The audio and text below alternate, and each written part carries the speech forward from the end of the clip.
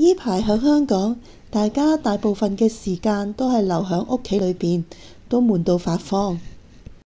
除咗煲劇之外，睇書都係其中一個消磨時間嘅方法。你以為我哋香港已經係戰時狀態？咁今日我就同大家分享呢一本書，叫做《他們先殺了我父親》，First they killed my father， 就知道咩係人間地獄啦。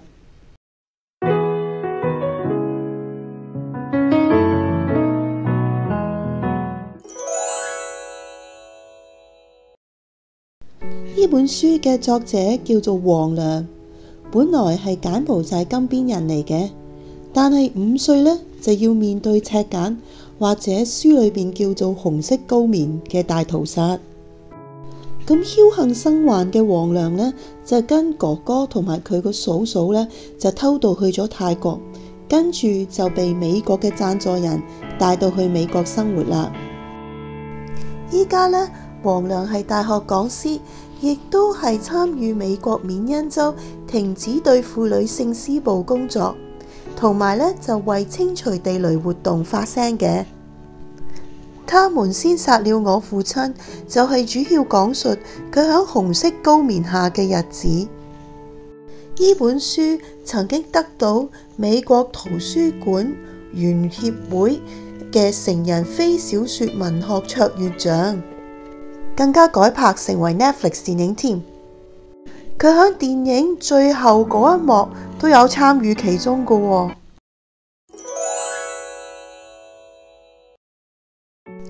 1969年至到1973年嘅期間，當時嘅美國總統尼克遜先後因為越戰啦，同埋柬埔寨有共產黨員嘅原因呢，就轟炸柬埔寨嘅鄉下。咁當時呢，令到好多農民呢被炸死，又或者變得無家可歸。咁亦都因為咁呢，導致佢哋支持咗紅色高棉啦。1975年，波布領導嘅紅色高棉推翻咗美國扶植嘅政權，佔領咗柬埔寨，亦都成為柬埔寨最高嘅領導人。當波布奪咗政權之後呢，首先就以美國即將會空襲為藉口啦，就強行將金邊啦或者其他城市啦嘅居民就疏散去到農村。但係呢，就要佢哋留低晒所有嘅財物。跟住由1975年開始呢，紅色高棉呢就不停咁迫害柬埔寨人啦。表面上呢，就話因為要行共產主義，咁所以呢，就要廢除醫院、學校、貨幣。但係呢，亦都因為所謂嘅共產主義呢，就殺害咗前政權嘅官員啦、醫生啦、教師啦。甚至乎就咁戴副眼鏡嘅人呢，都不能幸免。一直到1979年，越南軍隊擊敗咗紅色高棉，呢場屠殺先至停止。呢段時間呢，有1/4嘅柬埔寨呢係被紅色高棉殺死嘅。咁更加發現呢，有9000幾個坑啦，咁就挖出大概有150萬具屍體添。而亦都因為波布呢個荒謬嘅政策呢，好多人其實係病死啦，或者係餓死嘅。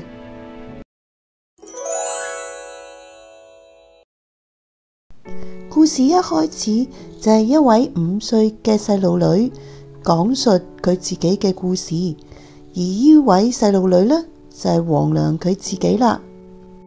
咁佢當時呢，係同爸爸媽媽、哥哥姐姐同埋妹妹呢，就喺金邊度生活嘅，咁係一個中產家庭嚟嘅。當時佢爸爸呢，係為美國扶植嘅柬埔寨政府工作嘅。當波布奪咗政權之後呢，就要所有嘅金邊人撤離金邊，去到農村。咁當時呢，所有嘅錢呢都變成咗廢紙，而所有嘅私人物品呢都要留低，唔帶得走。咁跟住落嚟呢，書嘅大部分呢都係描寫佢哋一家人啦，呢段時間點樣逃竄嘅。咁佢爸爸知道，如果話俾人聽自己喺政府度做嘅呢，咁咪一定死梗噶啦。咁所以呢，就話自己只不過係一個工人，一直呢都係多做事少說話。雖然書中冇講明，但係應該最後就係身份揭露咗，所以就俾紅色高棉處決。咁冇咗爸爸嘅黃良呢，為咗生存，就同姐姐兩個人呢走到收留孤兒嘅營地。咁除咗耕種呢，仲要學識打仗添。咁後來呢，越南人打敗咗紅色高棉啦，咁嗰啲恐怖日子就完結啦。咁佢亦都見翻佢哥哥同埋舅父一家啦。咁但係媽媽同妹妹呢，就不幸去世啦。咁最後呢，就講到佢點樣偷渡過泰國啦，然之後最終呢，就俾美國贊助人收養，咁移居咗美國啦。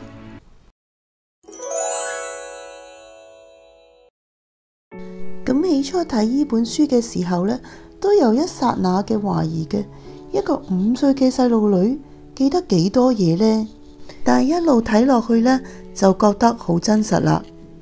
例如呢，佢講佢好飢餓嘅情況，咁佢講到佢身體出咗變化啦，例如隻腳好腫啦，個肚呢就脹咗出嚟。咁無可否認呢，有啲情節呢，可能係佢長大之後諗翻出嚟嘅，譬如話佢喺另一個營地嘅姐姐啦嘅病況。因為到佢見到個姐姐嘅時候，其實個姐姐已經病得好緊要啦，咁點會講得返佢喺營嗰度發生啲咩事呢？不過點都好啦，呢本書可以話係紅色高棉屠殺嘅受害者嘅一個記錄嚟嘅。書中嘅黃良呢，當年係只得幾歲嘅啫，但係已經係一個美市民，同埋呢，好識得為自己爭取，咁我覺得呢個都係佢能夠生存落嚟嘅原因嚟嘅。咁呢本書你睇到一場屠殺係點樣去將一個天真無邪嘅細路女洗腦嘅，為咗生存啦。咁相對而嗰個年紀嚟講呢，佢都變得一個好心狠手辣嘅人。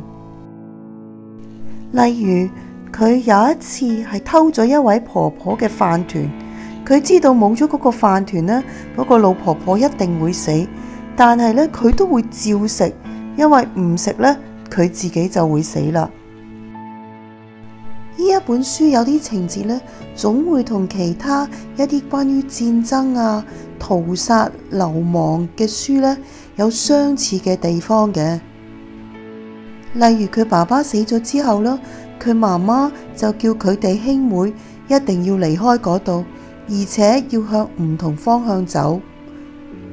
咁因為有咩事上嚟呢，都唔會攬住一齊死。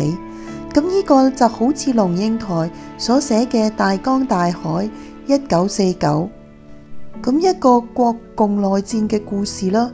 咁兩兄弟要逃亡，但係都唔知走邊邊先至啱，所以佢哋就分開走，希望呢有起事上嚟呢都唔好攬住一齊死。但係他們先殺了我父親呢一本書呢，係令我特別覺得心寒嘅。好似我之前同大家分享過艾利維瑟爾嘅書《黑夜》，寫佢當年喺奧斯威辛集中營嘅故事咁，總有一啲啲朋友之間嘅關懷情節，令人覺得無論環境係幾咁惡劣，人間有愛嘅。但係喺呢一本書之中，喺紅色高棉管治嘅時期呢，除咗黃良自己一家人嘅關懷之外呢，咁其他一啲愛心嘅情節都唔會有嘅。書中呢，當黃良喺孤兒營呢，佢就咁樣講啦：孩子們之間沒有同志情誼，沒有深厚的友誼，沒有患難見真情，我們活在一個彼此對立的世界。咁我覺得紅色高棉時期嘅兒童比起猶太兒童響二戰時期呢，就更加慘啦。因為當你冇咗家人嘅時候呢，你唔單止係冇朋友嘅，側邊嘅人亦都唔會因為有類似嘅處境而互相幫忙，反而可能會係殺死你嘅人添。所以細細個嘅黃粱變得好狠心，完全係一件好正常不過嘅事。咁最後呢，都想講紅色高棉嘅領導人波布，佢曾經接受訪問時就曾經否認自己下令大屠殺。佢話只係佢太信任屬下，亦都冇正確跟進成件事嘅發生啫。咁書裏面又點寫呢？其實書裏面呢，不停咁樣話為安卡做事，乜都係安卡安卡。安卡呢，喺高棉話呢，即係組織咁解。咁書中第一次提到波布呢，就已經係大概100頁左右啦。咁係黃粱嘅哥哥金講俾佢聽嘅。佢話波布呢係安卡嘅頭目，但係依然冇人知道佢係邊個，淨係知道佢好肥。佢話因為要保密身世，驚俾人暗殺。咁之後書裏邊呢，係有一次提過呢，話唔知道波布響安卡嘅地位如何。成本書呢，只係提咗波布3次咁上下嘅啫。咁究竟佢係咪信錯部下呢？咁大家自己判斷一下啦。我自己就覺得，就算唔係你命令屠殺，但係一定先有一個可以造成屠殺嘅命令，先至令到安卡發揚光大咁執行嘅啫。而另一方面呢，我覺得佢係一個幾失敗嘅魔頭嚟嘅。世上一啲大魔頭，好似希特拉、史太林咁啊，有邊個俾佢殺、俾佢害，但係又唔識佢嘅呢？行得出嚟做魔頭就唔怕認啊！所以對波布呢，我更加多一種鄙視。點都好啦，恐怖嘅紅色高棉日子已經過去咗啦，而家嘅柬埔寨人民都有一個比較平靜平安嘅生活，雖然有好多地方仍然需要改善嘅。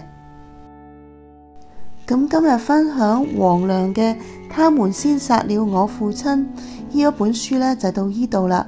如果你哋喜歡嘅話，請你點讚留言，記得訂閱同埋撳鐘仔喎。